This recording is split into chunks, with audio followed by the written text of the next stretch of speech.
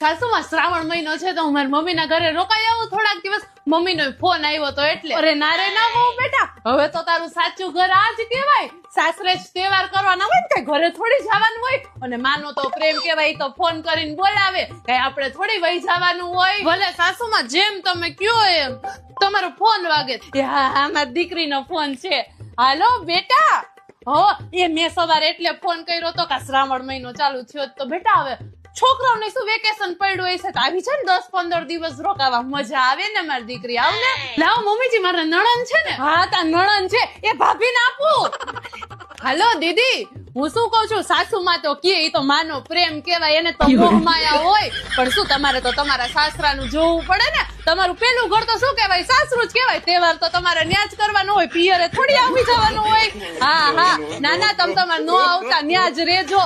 સાસુમાને તો હું કહી દઉં છું. હા હા, ભલે દીદી ભલે. હા સાસુમાં નથી આવતા નણંદ, તમે મને શીખવાડ્યું તો મારે એમાં નણંદ ને નહીં શીખવાડવું પડે. થોડું ઘણું શીખવાડ્યું મેં સાસુમાં.